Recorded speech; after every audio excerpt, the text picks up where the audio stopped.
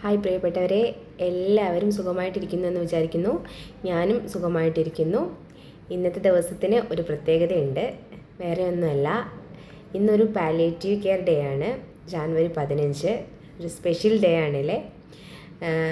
അപ്പോൾ ഇന്ന് ഞാൻ വേറെ മറ്റു കാര്യങ്ങളെക്കുറിച്ചൊന്നുമല്ല സംസാരിക്കുന്നത്. അപ്പം ഈ പാലിയേറ്റീവ് എന്ന് പറഞ്ഞിട്ടുണ്ടെങ്കിൽ പലരുടെയും ഒരു ധാരണ എന്തെന്ന് വെച്ചിട്ടുണ്ടെങ്കിൽ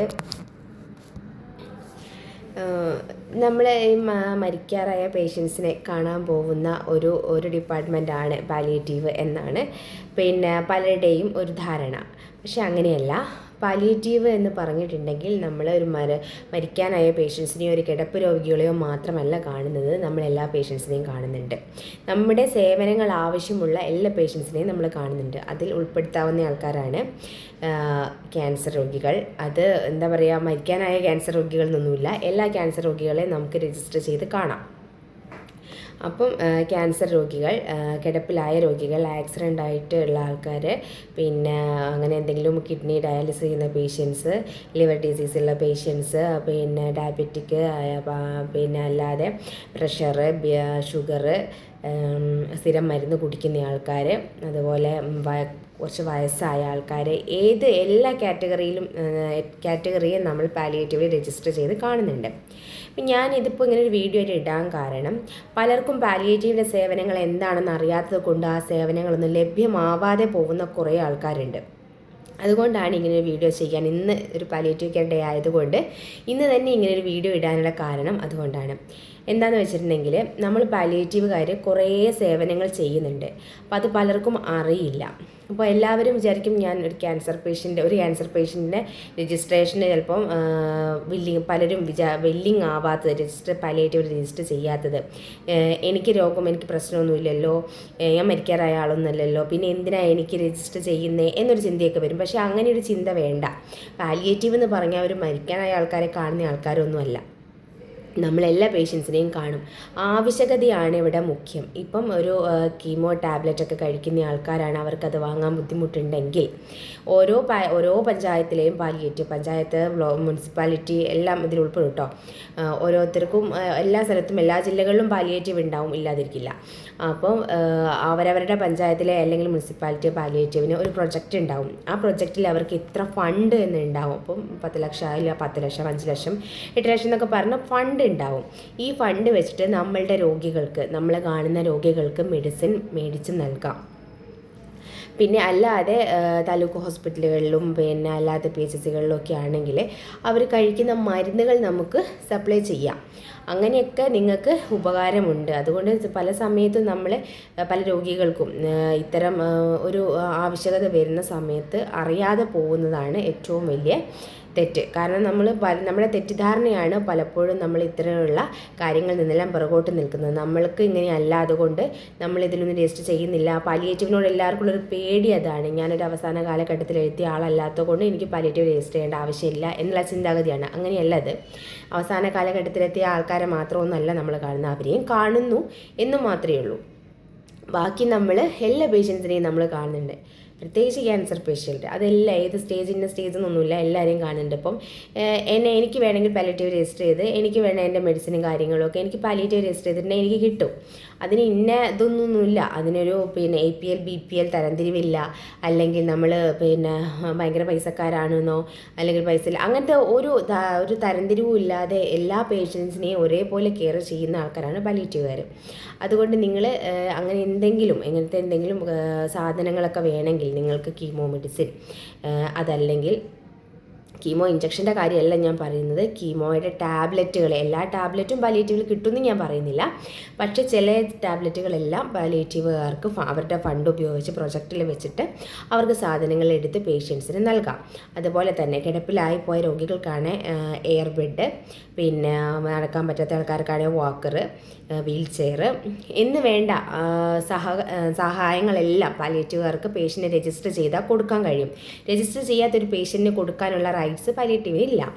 അതുപോലെ തന്നെ നമ്മളെ ക്യാൻസർ പേഷ്യൻസ് തന്നെ ഈ കൊളോസ്റ്റമി ബാഗ് നമ്മുടെ രക്തത്തിൽ മലദ്വാരത്തിൽ ക്യാൻസർ വരുന്ന ആൾക്കാർക്ക് കുടലിൽ മുറിച്ചിട്ട് പുറത്തേക്ക് ഇട്ടിട്ട് അങ്ങനെ ഒരു ബാഗ് ആർട്ടിഫിഷ്യലായിട്ടൊരു ബാഗ് വെച്ചിട്ടാണ് എന്താ പറയുക മലം പുറത്തേക്ക് പോകുന്നത്. അപ്പോൾ ആ ബാഗിന് ഒരു സിംഗിൾ പീസിന് വരുന്നത് 250 രൂപയാണ്. അങ്ങനത്തെ ഒരു ബാഗ് 3 ദിവസമേ മറ്റോ യൂസ് ചെയ്യാൻ പറ്റുള്ളൂ.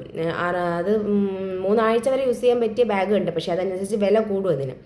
അപ്പോൾ ഈ 3 ദിവസം യൂസ് ചെയ്യുന്ന നിങ്ങളൊന്ന് ആലോചിച്ച് നോക്കൂ, ഒരു മാസത്തേക്ക് എത്ര പൈസ വരും? ഒരു ബാഗിന് 250 രൂപയോ മറ്റോ വരുന്നുണ്ട്. അങ്ങനെ ഒരു മാസത്തേക്ക് എത്ര രൂപ വരണം? ജീവിതകാലം മുഴുവൻ ഈ ബാഗ് ഉപയോഗിക്കുന്ന ആൾക്കാർ ഒരുപാട് പേരുണ്ട്. അപ്പോൾ ഇത്തരം ബാഗും കാര്യങ്ങളും ഒക്കെ നിങ്ങൾക്ക് പാലിയേറ്റീവ് രജിസ്റ്റർ ചെയ്തിട്ടുണ്ടെങ്കിൽ ഒരു പൈസ പോലും കൊടുക്കാതെ ഫ്രീ ആയിട്ട് അവർ സാധനങ്ങൾ തരും. അപ്പോൾ നിങ്ങൾ മനസ്സിലാക്കേണ്ട ഇത്രമാത്രം നിങ്ങളുടെ ആവശ്യകതയാണ് ഇവിടെ ഏറ്റവും മെയിൻ. അല്ലാതെ പാലിയേറ്റീവ് എന്നുള്ള ആ പേരിനോടുള്ള ഭയം ആദ്യം ഒന്ന് മാറ്റുക. എന്നിട്ട് ക്യാൻസർ പേഷ്യൻറ്റുകളോ കിടപ്പിലായ രോഗികളോ ഇനി അല്ലാതെ നമ്മളെ പെട്ടെന്നൊരു ആക്സിഡൻറ്റ് പറ്റി അവരൊരു പിന്നെ കാലൊക്കെ ഒടിഞ്ഞ് അല്ലെങ്കിൽ നട്ടലിന് എന്തെങ്കിലും ബുദ്ധിമുട്ടൊക്കെ പറ്റി കിടപ്പിലായിരുന്നു കുട്ടിക്കോ. കിടപ്പിലായിട്ടുണ്ടെങ്കിൽ പെർമനൻ്റ് ആയിട്ടുള്ള കിടപ്പിലല്ല ഞാൻ പറയുന്നത്. ചിലപ്പോൾ ഒരു 3 മാസത്തോളം അല്ലെങ്കിൽ ഒരു 6 മാസത്തോളം ബെഡ് റെസ്റ്റ് പറഞ്ഞു. ചിലർക്ക് മൂത്രം ഒഴിക്കാൻ പോകാനൊന്നും പറ്റാത്ത കൊണ്ട് ചിലപ്പോൾ മൂത്രം ഒഴിക്കുന്ന ഭാഗത്ത് ട്യൂബൊക്കെ ഇട്ടിട്ടുണ്ടാവും. അപ്പോൾ നമ്മൾ ചിലപ്പോൾ പലർക്കും ഇതിനെക്കുറിച്ച് അറിയാത്ത കൊണ്ട് നമ്മൾ പുറത്തുനിന്ന് സ്റ്റാഫുകളെ വരുത്തിച്ചിട്ട് അല്ലെങ്കിൽ ഹോസ്പിറ്റലിൽ കൊണ്ടുപോയിട്ടൊക്കെ ആയിരിക്കും ഈ ട്യൂബ് ചേഞ്ച് ചെയ്യുന്നത്. അതിൻ്റെ ആവശ്യം വരില്ല. നിങ്ങളൊരു പാലിയേറ്റീവ് രജിസ്റ്റർ ചെയ്തിട്ടുണ്ടെങ്കിൽ പാലിയേറ്റീവ് രജിസ്റ്റർ ചെയ്യാൻ നിങ്ങൾക്ക് പൈസയോ കാര്യങ്ങളോ ഒന്നും വേണ്ട. പാലിയേറ്റീവിൻ്റെ സേവനങ്ങളെല്ലാം കംപ്ലീറ്റ്ലി ഫ്രീ ആണ്. അപ്പോൾ ഒരു പാലിയേറ്റീവ് രജിസ്റ്റർ ചെയ്ത ഒരു പേഷ്യൻ്റ് ആണെങ്കിൽ അവരങ്ങനെ ചെയ്തിട്ടുണ്ടെങ്കിൽ അവർക്ക് പാലിയേറ്റീവുകാർ വീട്ടിൽ വന്നിട്ട് എന്ത് ചെയ്യും? നിങ്ങളുടെ ട്യൂബ് മാറ്റി തരും. കറക്റ്റ് സമയത്ത് വന്ന് അവർ ട്യൂബെല്ലാം ചേഞ്ച് ചെയ്ത് തരും. നിങ്ങൾക്ക് വേണ്ട സഹായങ്ങൾ അവർ ചെയ്തു തരും. ഇനി ഒരു മുറിവോ അല്ലെങ്കിൽ ഉണങ്ങാത്ത എന്തെങ്കിലും മുറിവുകളോ കാര്യങ്ങളോ ഒക്കെ ചെയ്യുന്ന ഒരാൾക്കാരാണെന്ന് കൂട്ടിക്കോളും. പുറത്തു നിന്ന് നമ്മൾ പൈസ കൊടുത്തിട്ട് എത്ര പൈസ കൊടുത്തിട്ട് വേണം സാധനങ്ങൾ വാങ്ങാൻ, അത് കെട്ടാനുള്ള തുണി അല്ലാതെ അതിനുള്ള മരുന്നുകൾ ഒക്കെ എത്ര പൈസ കൊടുത്തിട്ട് വേണം വാങ്ങാൻ. പക്ഷേ ഒരു പാലിയേറ്റീവ് രജിസ്റ്റർ ചെയ്ത ഒരു പേഷ്യൻ്റ് ആണെങ്കിൽ ഈ സാധനങ്ങളെല്ലാം പാലിയേറ്റീവുകാർ നിങ്ങൾക്ക് തരുന്നതായിരിക്കും. പിന്നെ എങ്ങനെ ഈ ഡ്രസ്സിങ് ചെയ്യണമെന്നും എല്ലാ കാര്യങ്ങളും അവർ വീട്ടിൽ വന്ന് നിങ്ങളെ പഠിപ്പിച്ച് തരും. അപ്പം പാലിയേറ്റീവിൻ്റെ സേവനങ്ങളെ നിങ്ങൾ അറിയാതെ പോകരുത്. അതുപോലെ നിങ്ങൾക്ക് പല മെഡിസിനുകളും BP, ഷുഗർ, അതുപോലെ പിന്നെ നമ്മൾ കുറേ കാലമായിട്ട് കഴിക്കുന്ന ചിലപ്പോൾ പല സ്ട്രോക്കിൻ്റെ ഗുളികകൾ, അങ്ങനെ പല ഗുളികകളും ഒരുപാട് ഗുളികകൾ നിങ്ങൾക്ക് പാലിയേറ്റീവിൽ അവൈലബിൾ ആയിട്ടുണ്ട്.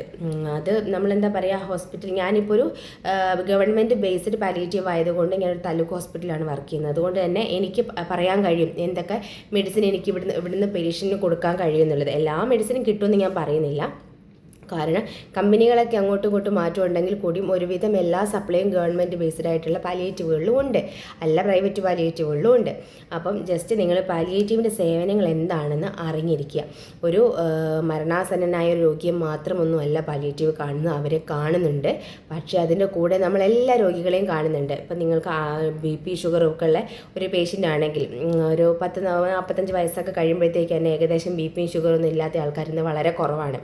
അപ്പോൾ ഒരു പാലിയേറ്റീവ് രജിസ്ട്രേഷൻ നമുക്ക് ഉണ്ടെങ്കിൽ അവർ വീട്ടിൽ വന്ന് നമുക്ക് BP, ഷുഗർ നോക്കിത്തരും. എന്നും വന്ന് നോക്കിത്തരും എന്നല്ല ഞാൻ പറയുന്നത്, മാസത്തിൽ ഒരിക്കലെങ്കിലും അവർ വീട്ടിൽ വന്ന് നമുക്ക് BP, ഷുഗറൊക്കെ നോക്കിത്തരും. പിന്നെ വയസ്സായ ആൾക്കാരൊക്കെ ഉണ്ടെങ്കിൽ അവർ രജിസ്റ്റർ ചെയ്തിട്ടുണ്ട്, അവർക്ക് എന്തെങ്കിലും ബുദ്ധിമുട്ടുകളൊക്കെ ഉണ്ടെങ്കിൽ വന്ന് കാണുകയും അവർക്ക് വേണ്ട കാര്യങ്ങളൊക്കെ ചെയ്ത് കൊടുക്കുകയും ചെയ്യാറുണ്ട്. അതുപോലെ കിടപ്പിലായി പോയ പേഷ്യൻസ് ആണെങ്കിൽ ഇങ്ങനെ സ്ഥിരം കിടക്കുന്ന ആൾക്കാരൊക്കെ ആണെങ്കിൽ കിടന്ന് ശരീരം പൊട്ടാറുണ്ട്. അപ്പോൾ അങ്ങനെ പൊട്ടാതിരിക്കാൻ വേണ്ടിയിട്ട് എയർബഡ് ഇടാൻ ഡോക്ടേഴ്സ് പറയാറുണ്ട്. അപ്പോൾ അതൊക്കെ നമുക്ക് പുറത്തുനിന്ന് പൈസ കൊടുത്ത് വാങ്ങാൻ നല്ല ബുദ്ധിമുട്ടാണ്. അതൊക്കെ ഒരു താൽക്കാലികമായിട്ടുള്ള സാധനമാണ്. ആ പേഷ്യൻറ്റിന് എന്തെങ്കിലും സംഭവിക്കുകയോ അല്ലെങ്കിൽ ആ പേഷ്യൻറ്റ് കിടപ്പിൽ നിന്ന് എണീക്കുകയൊക്കെ ചെയ്തിട്ടുണ്ടെങ്കിൽ അതൊരു വേസ്റ്റായ സംഭവമാണ്. അപ്പോൾ നമുക്ക് തൽക്കാലത്തേക്ക് ആവശ്യത്തിന് വേണ്ടി മാത്രമാണ്. അത് പാലിയേറ്റീവ് പേഷ്യൻറ്റിനെ രജിസ്റ്റർ ചെയ്യുകയാണെങ്കിൽ നിങ്ങൾക്ക് ആ സാധനം യൂസ് ചെയ്യാൻ അവർ അവിടെ നിന്ന് തരുന്നതായിരിക്കും. പിന്നെ അതിൻ്റെ ആവശ്യം കഴിയുമ്പം അത് കേടുപാട് കൂടാതെ അവരെ തിരിച്ചേൽപ്പിക്കുക എന്നുള്ള കാര്യം മാത്രമേ നമുക്ക് ചെയ്യാനുള്ളൂ. പിന്നെ അതുപോലെ തന്നെ നമുക്കൊരു പാലിയേറ്റീവ്, ഇപ്പോൾ എല്ലാവരും സംശയമായിരിക്കും എങ്ങനെ പാലിയേറ്റീവിൽ രജിസ്റ്റർ ചെയ്യണം, എന്താണ് അതിൻ്റെ പ്രൊസീജിയർ എന്താണെന്നുള്ളത്. ഒന്നും ചെയ്യാനില്ല. എല്ലാ സ്ഥലത്തും എല്ലാ ജില്ലകളിലും വാർഡുകൾ എല്ലാ മുനിസിപ്പാലിറ്റികളൊക്കെ ഉണ്ടാവും. അവിടെ ആശാവർക്കർമാരും കൗൺസിലേഴ്സും കാര്യങ്ങളൊക്കെ ഉണ്ടാവും. അപ്പോൾ അവരെ വിവരം അറിയിക്കുക. അവർ വഴിയാണ് നമുക്ക് രജിസ്ട്രേഷൻ വരാറ്. ഇനി അതല്ല, നിങ്ങൾക്ക് പാലിയേറ്റീവ് നിങ്ങളെ ഹോസ്പിറ്റൽ, നിങ്ങളുടെ അടുത്ത താലൂക്ക് ഹോസ്പിറ്റലുകൾ പിന്നെ PHCകളൊക്കെ ഉണ്ടാവും, അവിടെയൊക്കെ പാലിയേറ്റീവുകളും ഉണ്ടാവും. അപ്പോൾ അവിടെ ഡയറക്റ്റ് അന്വേഷിച്ചിട്ട് നിങ്ങൾക്ക് പോയി രജിസ്റ്റർ ചെയ്യാമെങ്കിൽ അങ്ങനെയും ചെയ്യാം. അതല്ലെങ്കിൽ ആശാവർക്കറോട് പറഞ്ഞിട്ട് അങ്ങനെയും നിങ്ങൾക്ക് രജിസ്റ്റർ ചെയ്യാം. കോഴിക്കോട് ജില്ലയിലൊക്കെ നടക്കുന്നത് അങ്ങനെയാണ്. വരികയാണ്, ആശാ വർക്കർ വഴി നമുക്ക് രജിസ്ട്രേഷൻ വരികയാണ്.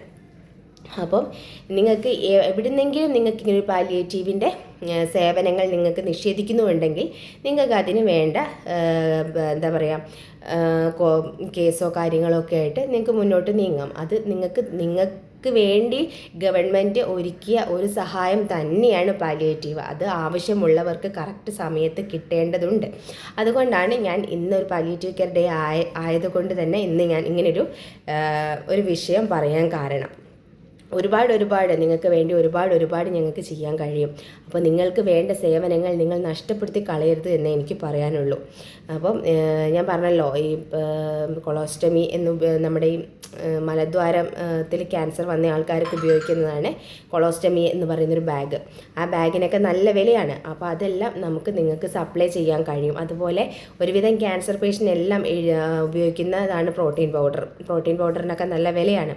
അതും പാലിയേറ്റീവിൽ സപ്ലൈ ഉണ്ടാവാറുണ്ട്. എല്ലാ പാലിയേറ്റീവിലും ഉണ്ടാവണം എന്ന് ഞാൻ പറയുന്നില്ല, പക്ഷേ നമുക്കൊക്കെ ഇവിടെ സപ്ലൈ ഉള്ള സാധനമാണ്. അതുകൊണ്ട് അതൊന്നും വേണ്ട എന്ന് വെക്കേണ്ട ആവശ്യമില്ല. നല്ല സാധനങ്ങളാണ് കിട്ടുന്നതെല്ലാം. വെറുതെ എന്തിനാണ് വേണ്ടെന്ന് വെക്കുന്നത്? മെഡിസിനും അതുപോലെ പാലിയേറ്റീവ് രജിസ്റ്റർ ചെയ്താൽ നിങ്ങൾക്ക് ഫ്രീ ആയിട്ട് മെഡിസിൻ കിട്ടും. നിങ്ങൾ കഴിക്കുന്ന ഒരുവിധം നമുക്ക് സപ്ലൈ ഉള്ള മെഡിസിൻ ആണെങ്കിൽ എല്ലാം നിങ്ങൾക്ക് ഫ്രീ ആയിട്ട് തന്നെ കിട്ടും. അതുപോലെ കെയറുകളെല്ലാം നിങ്ങൾക്ക് ഫ്രീ ആയിട്ടാണ് കിട്ടുന്നത്. നിങ്ങളുടെ മൂത്രത്തിന് ട്യൂബിട്ട പേഷ്യൻ്റാണെങ്കിൽ മൂത്രത്തിന് ട്യൂബ് മാറ്റി തരുന്നത്, മുറിവുള്ള പേഷ്യൻ്റാണെങ്കിൽ മുറിവിന് ഡ്രസ്സിങ് ചെയ്ത് തരുന്നത്, മൂക്കിൽ കൂടെ ട്യൂബിട്ട പേഷ്യൻ്റാണെങ്കിൽ നമ്മൾ മൂക്കിൽ കൂടെ ട്യൂബിട്ട് കൊടുക്കുന്നുണ്ട്. പിന്നെ വയറ്റിൽ നീര് നിറഞ്ഞ പേഷ്യൻ്റാണെങ്കിൽ നമ്മൾ വയറ്റിന് നീര് കുത്തി കൊടുക്കുന്നുണ്ട്. പിന്നെ വേദനയുടെ ടാബ്ലറ്റുകളെല്ലാം നമുക്ക് പുറത്തുനിന്നൊക്കെ കിട്ടാൻ നല്ല ബുദ്ധിമുട്ടാണ്. എന്താ പറയുക, നല്ല പൈസയുമാണ്. ഒരുവിധം എല്ലാ വേദനയുടെ ടാബ്ലറ്റുകൾ നമുക്ക് നമ്മുടെ പാലിയേറ്റീവ് കെയറുകളിൽ ഉണ്ടാവും. അപ്പം മെഡിസിൻ എല്ലാം നമുക്ക് അവർ ഫ്രീ ആയിട്ട് തരികയും ചെയ്യും.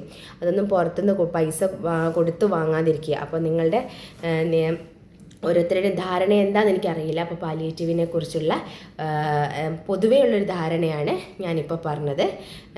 പാലിയേറ്റീവിൻ്റെ സേവനങ്ങൾ വെറും കിടപ്പ് രോഗികൾക്ക് മാത്രമാണെന്നും പാലിയേറ്റീവ് സേവനങ്ങൾ മരിക്കാറായ പേഷ്യൻസിന് മാത്രമാണെന്നും എന്നുള്ള ധാരണ ആർക്കെങ്കിലും ഉണ്ടെങ്കിൽ അതെല്ലാം തിരുത്തി പാലിയേറ്റീവ് സേവനങ്ങൾ എല്ലാവർക്കും ഉള്ളതാണെന്ന് തിരിച്ചറിയുക. ഇനി എൻ്റെ ഈ വീഡിയോസ് എത്ര പേര് കാണുമെന്ന് എനിക്കറിയില്ല. അപ്പോൾ കാണുന്ന ആരെങ്കിലും ഉണ്ടെങ്കിൽ, നിങ്ങളുടെ പ്രദേശത്ത് ഒരു പാലിയേറ്റീവ് സേവനം ആവശ്യമുള്ള ഒരു രോഗി ഉണ്ടെങ്കിൽ അത് നിങ്ങൾ അവരോട് പറഞ്ഞ് മനസ്സിലാക്കുക. ഇന്നതാണ് പാലിയേറ്റീവ്, അല്ലാതെ ഇങ്ങനെ പേടിക്കേണ്ട സംഭവങ്ങളൊന്നുമല്ല. നിങ്ങൾക്ക് സേവനങ്ങൾക്ക് വേണ്ടി പാലിയേറ്റീവിനെ രജിസ്റ്റർ ചെയ്യാം. ഇനി നിങ്ങൾക്ക് തന്നെ നമ്മൾ വീഡിയോസ് കാണുന്ന പലരും, ഞാൻ പറഞ്ഞല്ലോ ക്യാൻസർ പേഷ്യൻ്റാണ് ഞാനടക്കം.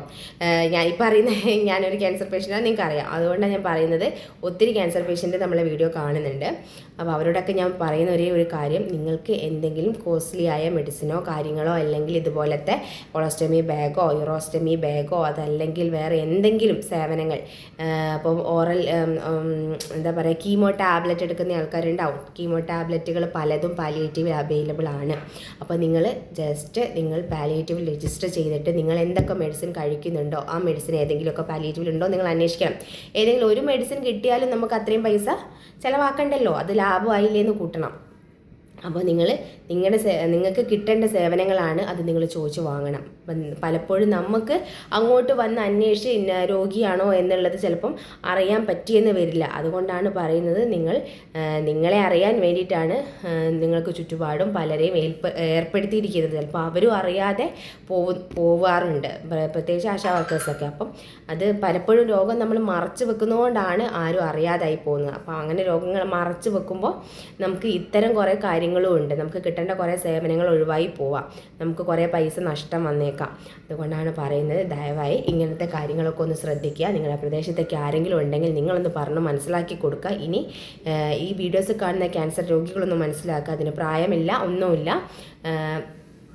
ഏത് പേഷ്യൻ്റ് ആയാലും, ഇപ്പോൾ കിഡ്നി പേഷ്യൻ്റ് ഒക്കെ ആയിക്കോട്ടെ, ഡയാലിസിസിൻ്റെ കിഡ്നി പേഷ്യൻസിന് ഒരുപാട് പൈസ വരും. കാരണം അവർക്ക് സ്ഥിരം കഴിക്കുന്ന മെഡിസിനും അവർക്ക് വെക്കുന്ന ഇഞ്ചക്ഷൻ, അവരുടെ ഡയാലൈസർ കാര്യങ്ങളെല്ലാം, അതെല്ലാം നിങ്ങളുടെ പഞ്ചായത്തിൽ രജിസ്റ്റർ ചെയ്തിട്ടുണ്ടെങ്കിൽ പാലിയേറ്റീവ് വഴി നിങ്ങൾക്ക് കുറേ മെഡിസിനും കാര്യങ്ങളും ഒക്കെ ഫ്രീ ആയിട്ട് കിട്ടുന്നുണ്ട്.